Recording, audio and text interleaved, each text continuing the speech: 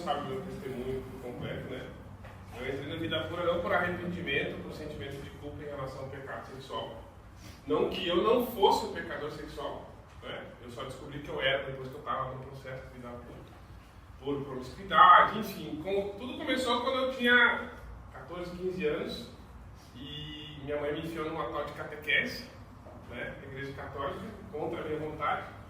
Mas aí no início da catequese tinha um time de futebol, eu era goleiro, porque só servia para ser goleiro. Jogava no time de futebol, acabou a catequese, acabou o futebol. Se acabou o futebol, continuei na catequese, mas contra a vontade tinha que ir na missa toda semana. Além de ir na aulinha lá com a irmãzinha da igreja. E aquilo foi me revoltando, foi me revoltando, foi me revoltando. Meus pais, não sei se vocês muitos nasceram na igreja, mas meus pais eram católicos entre aspas. Sabe os católicos que nunca vão na igreja? Então mais para ateu do que para católico. Esses eram meus pais. São até hoje, assim, né? E eu estava lá, criando aquela raiva, aquela amargura de Jesus, de Deus, de igreja, toda aquela fantasia. Quando foi para chegar na missa de primeira comunhão, o que aconteceu, de alguma forma eu sempre tive o dom de vir aqui na frente, falar em público e tal. Nunca tive problema com isso. E a irmãzinha da igreja, nunca vou me esquecer desse dia, a irmãzinha da igreja pediu para mim ser o que eu hoje chamo, eu não lembro o nome na época, faz mais de 20 anos, né? O orador da missa lá, representante da turma. E eu escrevi 2 parágrafos, entreguei para ela, que eu achava que eu ia falar. Ela aprovou, me devolveu. Quando eu saí da igreja com aquele papel, eu rasguei e joguei fora o papel e disse, agora vocês vão ver o que é bom. E aí na missa de primeira comunhão, eu joguei pedra na cruz de Jesus e jurei em cima do altar que eu nunca ia botar os meus pés dentro de uma igreja.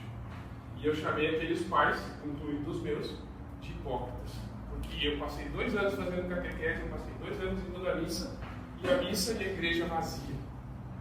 E na missa de primeira comunhão estavam lá os pais, não era celular, não tinha câmera, não tinha nada, né? Era aquelas Kodak, quem lembra das Kodak? Todo mundo tirando foto, com todo mundo de branquinho, bonitinho, e eu falei, vocês são todos hipócritas. Com 14, 15 anos, eu joguei pedra na cruz de Jesus e jurei que aquilo ali era tudo uma fantasia. Esse era o Ednei. Daí o Ednei foi para o espiritismo, o Ednei passou pela maçonaria. O Ednei sempre teve um lado espiritual aflorado, mas que nunca se encontrou. Daí eu prosperei muito na vida, com os negócios que eu tive, empreendedor, aí a minha vida continuou. Eu vivi junto 2 anos, eu tenho 2 filhos, e eu oro a Deus todos os dias para que eu possa restaurar esse relacionamento com os meus filhos. Se você tem filhos em casa, cuidem deles. Porque eu tenho 2 e não tive oportunidade de cuidar. Mas Deus sabe de todas as coisas. E quando eu cheguei para o Evangelho, eu larguei tudo, todos os meus negócios, todo o dinheiro que eu sempre idolatrei, para conhecer Jesus, para mergulhar de cabeça em Jesus, para ler a Bíblia todo dia, para orar todos os dias.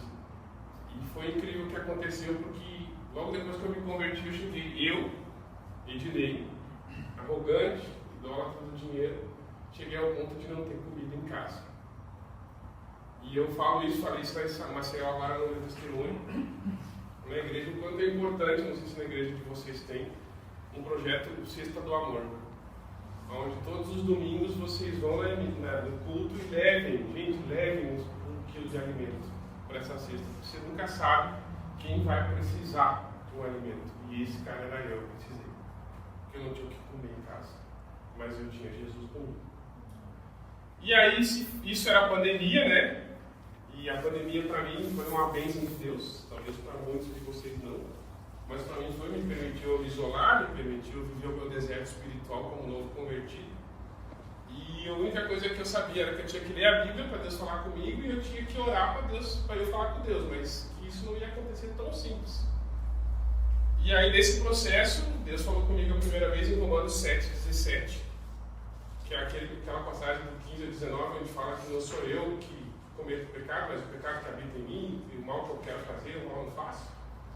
E eu falei ali, eu consegui me perdoar do tanto de coisa que eu tinha feito, até mesmo jogando pedra na cruz de Jesus, e voltei a trabalhar. O quanto para mim foi difícil voltar a trabalhar com o que eu trabalho, com marketing, com a questão digital, mas eu voltei a trabalhar, isso era agosto, e eu voltei a trabalhar agosto, setembro, 2020 isso, grande pandemia. Setembro, outubro, novembro, dezembro, janeiro, Sabe quanto eu ganho de dinheiro? E eu trabalhava de sócio. Eu fazia tudo que eu fazia antes, igualzinho, certinho. E eu não entendi. Pô, agora que eu tenho Jesus, cara. Não, Ele não me abençoou. E aí um dia eu estava no meu quarto e eu disse para Deus, eu me rebelei com Deus. Eu falei assim, tá bom, agora eu estou trabalhando e o Senhor não está me abençoando. Agora você vai ser o vagabundo eterno. Eu disse bem assim na minha oração para Ele. O Senhor vai me mandar morar debaixo da ponte, eu já passei fome, não tem problema nenhum com isso. Eu vou encarar. Agora é o Senhor que vai fazer as coisas acontecerem. E assim foram 8 dias, gente, de rebeldia. Quem trabalha comigo, alguns, eu consegui já trazer para Vida Pura, como a Eliane, que as mulheres devem conhecer, da reunião, ela está sempre na reunião. E ela viu isso acontecer e ela ficou abismada. Porque o Ednei largou tudo que o Ednei tinha construído, de novo. E hoje, olhando para trás, eu entendo que eu não tinha entregado para Deus. Essa foi a grande lição que eu aprendi. A gente tem que aprender a viver na dependência de Deus. E 8 dias de oração, 8 dias de rebeldia. E aí um dia eu estou caminhando lá no sítio, fazendo minhas caminhadas com o meu fone de ouvido Bluetooth, assim, bem loucão, escutando louvor, e aí eu, Deus, caminhando. E o meu pastor lá da igreja, de carro, quase me atropela para me chamar a atenção. E dentro do carro do meu pastor, adivinha quem que estava lá? Aquela figura. Felipe Bento. E eu sabia o que era Vida Pura, nunca tinha ouvido falar de nada.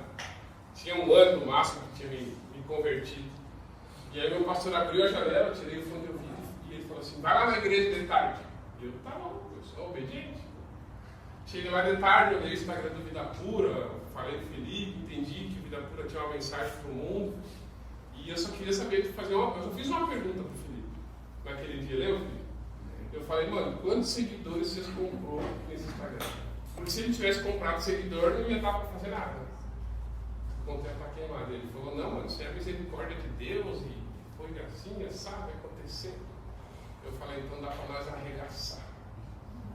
E aquele dia o Felipe voltou para São Paulo, né, falou com o Cid. No outro dia a gente teve um Zoom, eu, Cid e o Felipe. E aí eu nunca vou esquecer que o Cid perguntou assim, já estourei os 3 minutos a tempo, né?